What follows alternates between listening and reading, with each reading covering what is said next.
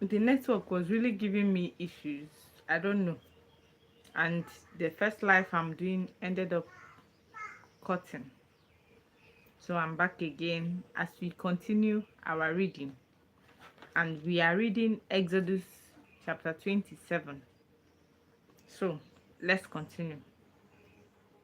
And we know that these particular chapters of Exodus is where God was giving Moses the instructions of how they are supposed to build the tent, the altars, everything that has to do with the place of worship. God gave him specific instructions of how he was expected to build it in order for it to be suitable for God to accept their sacrifices from that place and to also dwell in that place. That is, if they call him, he can answer them and come down and dwell in that place. So he had to give him specific instructions of every single tiny bit of everything that was involved. And we know that Moses stayed in the mountain of Sinai for 40 days and 40 nights, taking down instructions of what God wanted. I don't know how he remembered all these things. Maybe he wrote them down at some point, because what I am seeing here from 20, is it 24? Chapter 24 has been a whole lot of instructions of things and things. Even after giving them the laws they are supposed to obey, that one aside. Now, this is the main thing. So, we have through from chapter 22, and now we are in chapter 27. So let's continue. I know all these instructions might seem irrelevant to some people, because it was what was given to Moses. Now some people will ask, how does that concern me in today's world? We are to know that God is a God of principle, and how detailed he has presented all the things he wanted from Moses. The Bible also listed how detailed Noah when he wanted to build the of for the flood now. So now let us read. So chapter 27 is talking about the altar of burnt offerings. Building an altar of 3 cubits high,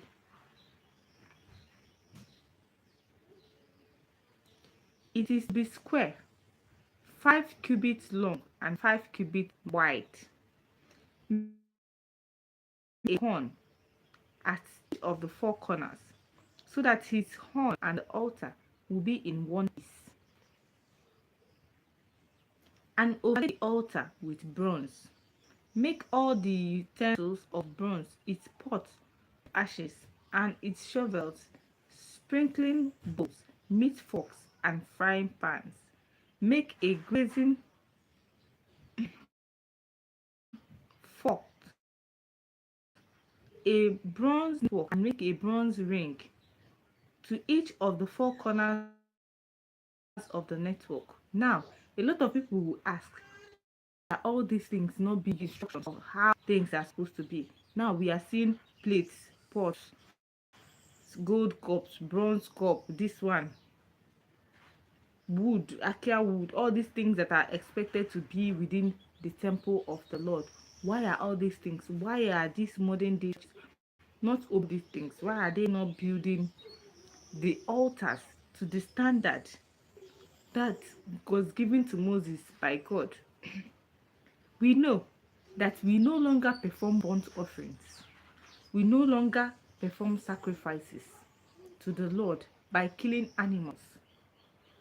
We understand now that with the sacrificial act of Jesus Christ on the cross, his blood alone has become the ultimate sacrifice. That now, as Christians, we no longer need to do all these sacrifices. That is why, if you come to the churches nowadays, you don't used to see all these things,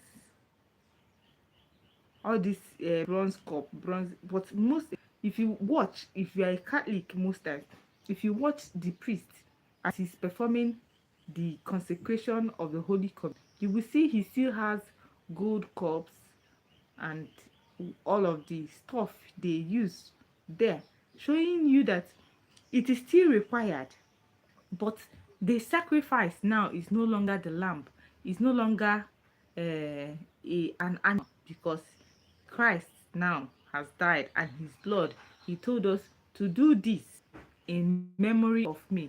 So we commemorate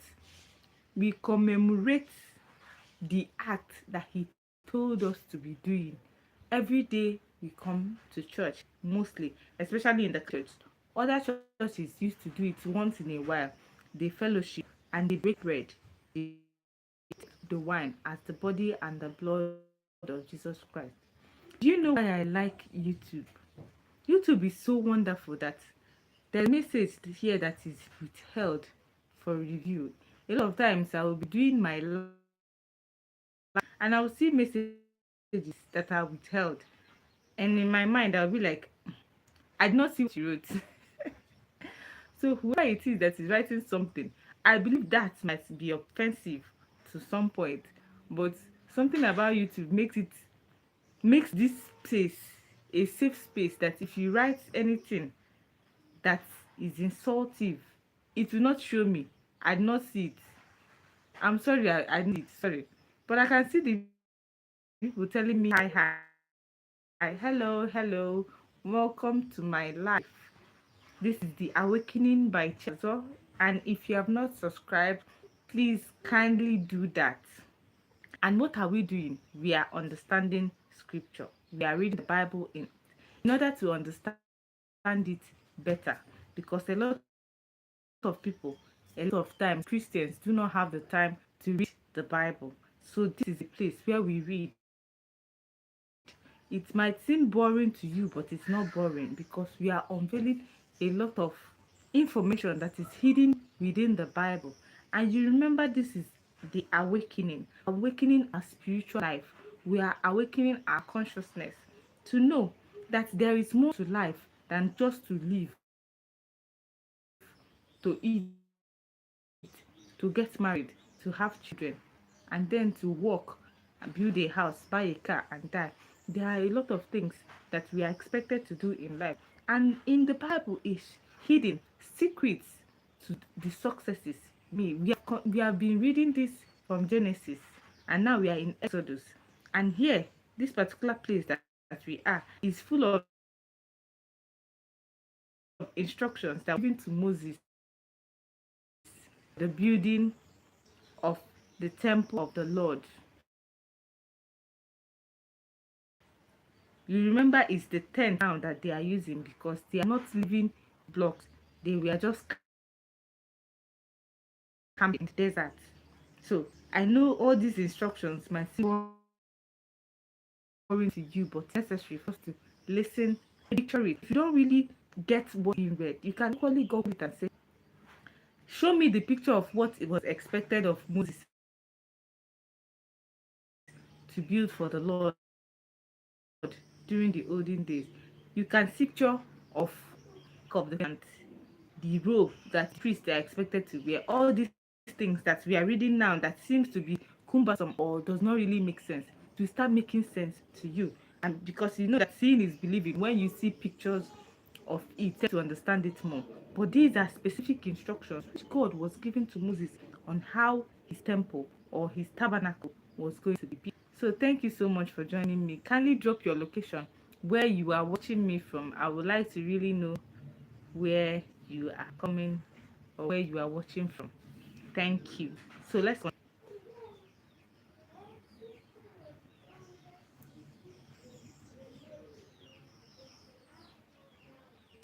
Put it under verse 5. Put it under the ledge of the altar, so that it is halfway up the altar. Make poles of acacia wood for the altar and overlay them with bronze. The poles are to be inserted into the ring, so they will be on two sides of the altar when it is carried. Make the altar hollow out of borders. It is to be made just as you were shown in the mountain. Make a courtyard for the tabernacle. The south side should be 100 cubits long, and is to have curtains of fine twisted linen, with 20 posts and 20 bronze bases, and with silver hooks and bands on the posts. The north side should also have 100 cubits long, and is to have curtains with 20 posts and 20 bronze bases, and with silver hooks and bands on the posts. The west end of the courtyard shall be 50 cubits wide, and have curtains with 10 posts and 10 bases. On the east end, towards the sunrise, the courtyard should also be 50 cubits wide. Curtains 15 cubits long are to be on one side of the entrance, with 3 posts and 3 bases, and the curtain 15 cubits long are to be on the other side, with 3 posts and 3 bases. For the entrance of the court, provide a curtain 20 cubits long of blue, purple, and scarlet yarns, and finely twisted linens, the work of an embroider, with 4 posts and 4 bases. All the posts around the courtyard are to have silver bands and hooks, and a bronze base. The courtyard should be 100 cubits long and 50 cubits wide, with a curtain of fine twisted linen, 5 cubits high, and with bronze bases. All the other articles used in the service of the tabernacles, whatever the functions, including all the tent pegs for it and those for the courtyard, are to be of bronze. Command the Israelites to come to bring you clear oil of pressed olive from the light from for the light, so that the lamp may be kept burning, and the tent of meetings outside the curtain that is in front of the testimony. Aaron and his sons are to keep the light burning before the Lord from evening till morning. This is to be an everlasting ordinance among the Israelites from generation to come. So, this is all about the altar of burning offerings and the courtyard that is expected to be in the tabernacle. So, we are going to be reading chapter 28 of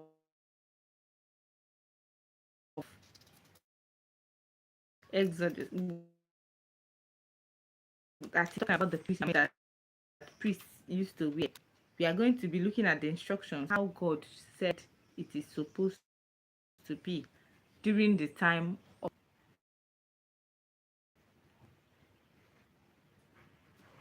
Now, chapter 28. Have Aaron your brother brought to you from among the Israelites, his son Nab and Abu, Eleazar and Itelma, so that they will serve me as priests and honor. Tell all the skilled men to make garments for Aaron for his consecration, so that he may serve as a priest. These are the garments that are to be made: a breastpiece of ephod, a robe, a wooden tunic, a turban, and a hash. They are to make these sacred garments for your brother Aaron and his sons, so that they may serve as a priest. Make them. Use gold and blue, purple, and scarlet yarns and fine linen. Make the ephod of gold and of blue, purple, and scarlet yarns, and of fine linen twisted, and a fine twisted linen, the work of a skilled craftsman. It is to have 2 shoulder pieces attached to 2 of its corners, so that it can be fastened. Its skillful woven waistband is to be like it, of one piece with the upright, and made with gold, and with blue, purple, and scarlet yarns, and with fine twisted linens. Take 2 onyx stones, and engrave them the name of the sons of Israel in order of their birth, 6 names on one stone, and the remaining 6 on the other. Engrave the names of the sons of Israel on the stones on the way a gem cutter engraved a seal. Then mount the stones with gold filigree settings and fasten them on the shoulder pieces of the ephod as memorial stones for the sons of Israel. Aaron is to bear the name on his shoulder as a memorial before the Lord. Make gold fingly settings and two braided chains of pure gold like a rope and attach the chains to the settings. The breastpiece. Fashion a breastpiece for making decisions, the work of a skilled craftsman. Make it like an ephod of gold and of blue, purple, and scarlet yarns, and of fine twisted linen. It is to be squared and spanned long and spanned wide, and folded double. Then mount 4 rows of precious stones on it. On the first row there are to be rubies, a pearl, a topaz, and a beryl. In the second row, a turquoise and a sapphire and an emerald. On the third row, jacinth, an agate, and an amethyst.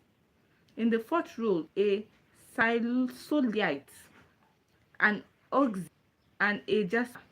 Mount them in gold filigree settings.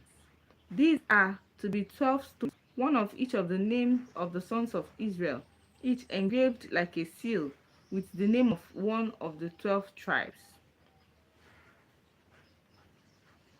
For the breastpiece, make broidered chains of pure gold like rope. Make 2 gold rings on it and fasten them to 2 corners of the breastplate. Fasten the 2 gold chains on the rings of the breastplate, and on the other end of the chains of the 2 settings, attach them to the shoulder pieces of the ephod. Make 2 breastplates in the inside. Make 2 more gold rings and attach them to the bottom of the shoulder pieces on the front of the ephod, close to the stream, close to the stem, just above the waistband of the ephod. The ring of the breastpiece is to be tied to the ring of the ephod with blue cord connecting the waistband, so that the breastpiece will not swing out of the apron. Whenever Aaron enters the holy place, he will bear the name of the sons of Israel over his heart, as the breastplate of devotion, as a continuing memory before the Lord. Also put the Urim and the Turim in the breastplate, so that they may be over Aaron's heart whenever he enters the presence of the Lord. Thus, Aaron will also bear the means of making decisions for the Israelites over his heart before the Lord.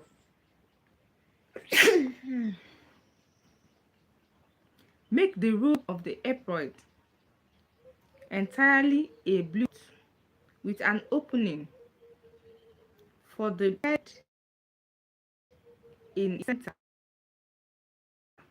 Then shall there be a wooden edge like a collar around its opening, so that it will not tear. Make pomegranates of blue, purple, and scarlet yarns around the hem of the robe, with gold bells between them. The gold bell and the pomegranates are to alternate around the hem of the robe. Aaron must wear it when he ministers. The sound of the bell will be heard when he enters the holy place before the Lord, and when he comes out, so that he will not die. Make a plate of purple gold and engrave on it as on a steel, holy to the Lord, holy to the Lord. Fasten a blue cord on it and attach it to the turban. It is to be in front of the turban.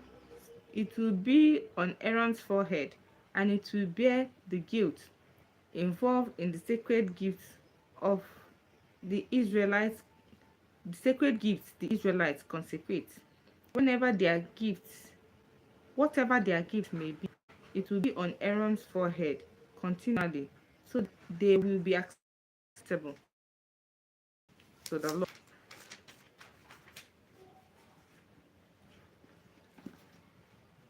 Weave the tunic of fine linen and make the turban of fine linen. The sash be the work of the embroider. Make the tunic sash and the headbands of Aaron's sons and make them dignity and give them dignity. After you put these clothes on your brother Aaron and his sons, anoint and ordain them, consecrate them so that they may serve as priests. Make linen undergarments as a covering for the body, reaching from the waist to the thigh. Aaron and his sons must wear must wear them whenever they enter the tent of meeting or approach the altar to minister to the holy place, so that they will not incur guilt and die. This is to be a lasting ordinance for Aaron and his descendants. So, we have successfully read through the making of the ark of the covenant, the making of the table of the burnt offerings, the tabernacle itself. Now we have read about how the garments of the priests are expected to be. Hmm, so many things. So now we're going to be reading chapter 29, which talks about the consecration of the priests. Chapter 29. This is what you to do to consecrate them, so that they may serve me as priests. Take a young bull and 2 rams without defect, and from fine wheat flour without yeast. Make bread and cake mixed with oil, and wafer spread with oil, bull and the 2 rams. Then bring Aaron and his sons into the entrance of the tent of meeting and wash them with water. Take the garments and dress Aaron, the tunic, the robe of the ephod, and the ephod itself, and the breastpiece. Fasten the ephod on him by its skillful woven waistband. Take the turban on his head and attach the sacred diadem the turban. Take the anointing oil and pour him by pouring it on his head. Bring his sons and dress them in tunic and put headbands on them.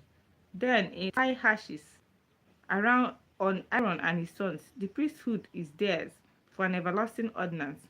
In this way you shall ordain Aaron and his sons. Bring the bull to the front of the tent of meeting, and Aaron and his sons shall lay their hands on its head, slaughter it in the altar entrance of the tent of meeting. Take some of the bull's blood, pour it on the horns of the altar with your finger, and pour out the rest on it on the base of the altar. Then take all the fat around the inner part, cover the covering of the liver, and both the kidney on them, and burn them on the altar. Then burn the bull's flesh and its hides and its offals outside the camp. It is a sin offering. Take one of the ram, and Aaron and his sons shall lay their hands on its head. Slaughter it, take the blood and sprinkle it against the altar on all sides. Cut the ram into pieces and wash the inner parts and the legs, putting them on the head and the other pieces. Burn the entire ram on the altar. It is a burnt offering to the Lord, a pleasing aroma, an offering made to the Lord by fire. Take the other ram, and Aaron and his sons shall lay their hands on its head, slaughter it, take some of its blood, and put it on the globe of the right ear of Aaron and his son, on the thumb of their right hands, and on the big toe of their right feet. Then sprinkle blood against the altar on all sides. And take some of the blood on the altar and some on the anointing oil, and sprinkle it on Aaron and his garments, and on his sons and their garments. Then him and his sons and their garments will be consecrated. Take from this ram the fat, the finer part, the queen of the fat in them, the right thigh. This is the ram for the ordination. From the basket of the bread made without yeast, which is before the Lord, take a loaf and bake, and a cake and a cake made with oil, and a wafer. Put all these in the hands of Aaron and them and wave them before the Lord as a wave offering.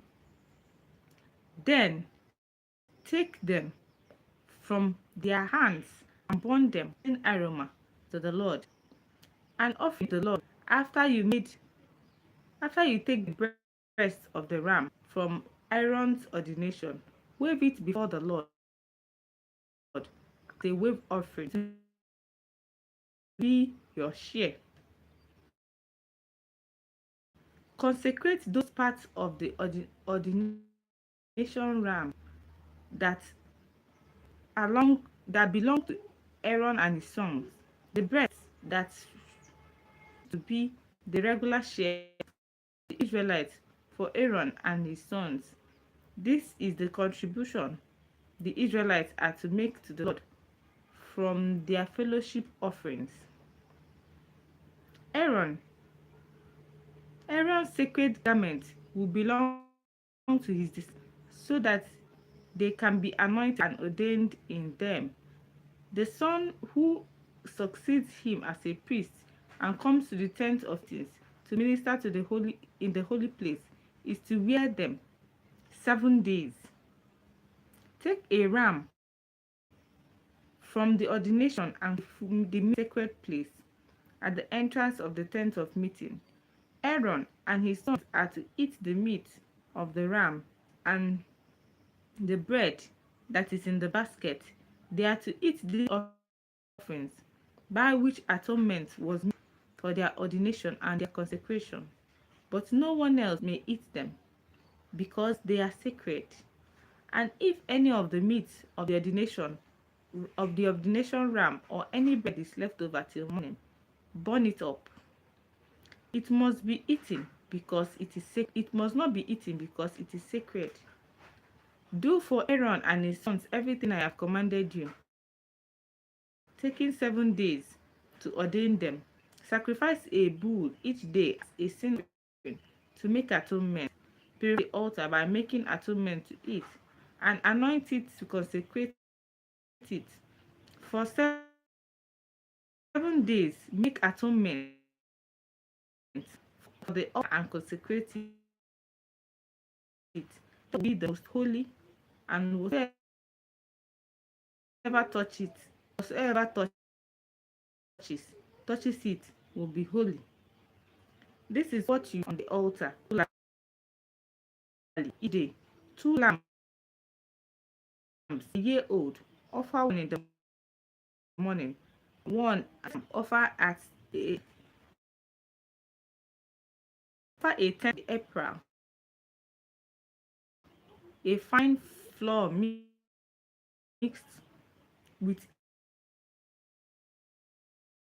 a quarter hind of oil, being pressed from pressed olives, and a quarter supporter of the hymn of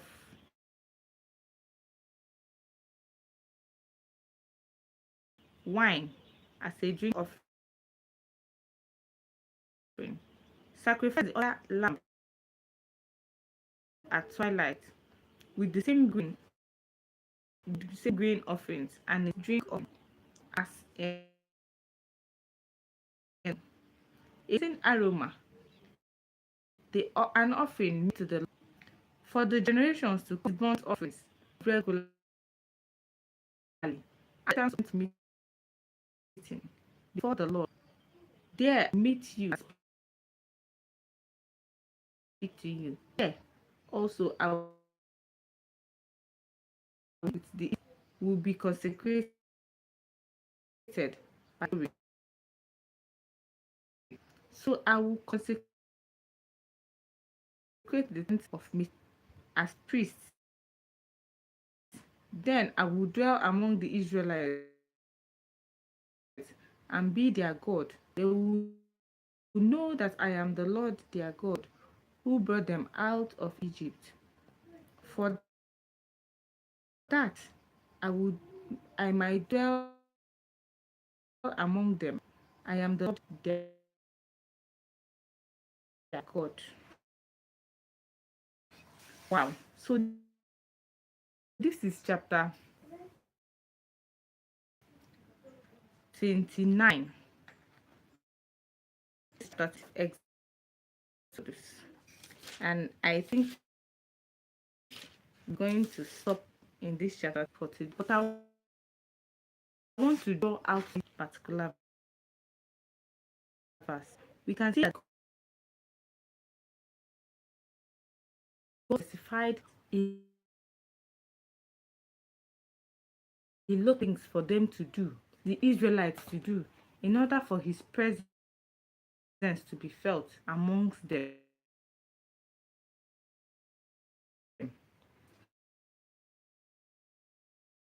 And he gives specific instructions on how is to build, even the dressing of the priests,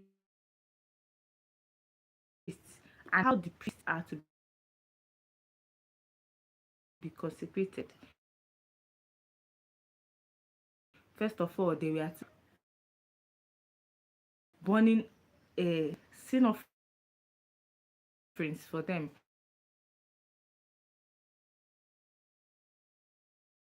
for the atonement of those people's sins, so that they be enough to the presence of. After all, they are to become the priests will be standing forever in the presence of God, and God has taken Aaron and his descendants as those choosing to be his priests. Now, he also made instructions, the sacrifices that is expected to give you old lamb should burn every single day. The altar will still remain alive, and whenever God in that, how much you sacrifice in your own altar as a Christian, we know that with the sacrificial act of Jesus Christ, we no longer have to kill animals and sprinkle their blood on altar in order for God to be with us. The sacrifice of his sacrifices of thanksgiving, the sacrifices of prayer. So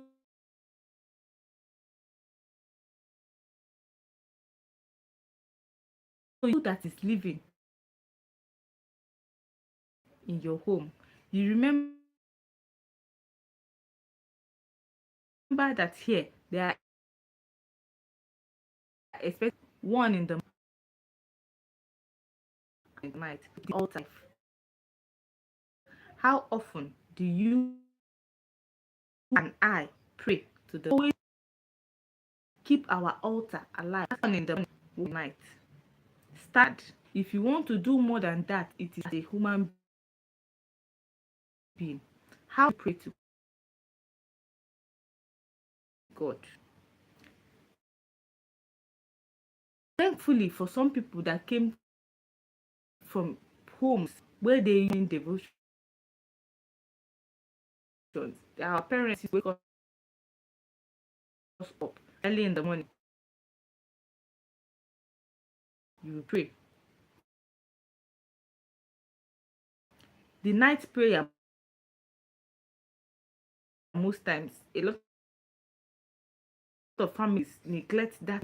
Maybe they come back early and at a point with the but now as an adult often pray or have you consistently maintain that cycle.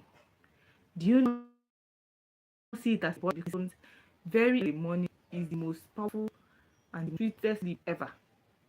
So you rather not just wake up and start preparing to go out and go work and all that. This Bible verse, you are taking, if you want to make to be alive and God will be speaking to you, you in a solid relationship with God, you are expected to keep your altar alive by performing a sacrifice, one in the morning and one in the night. In the morning and in the night, you are alive by praying every night.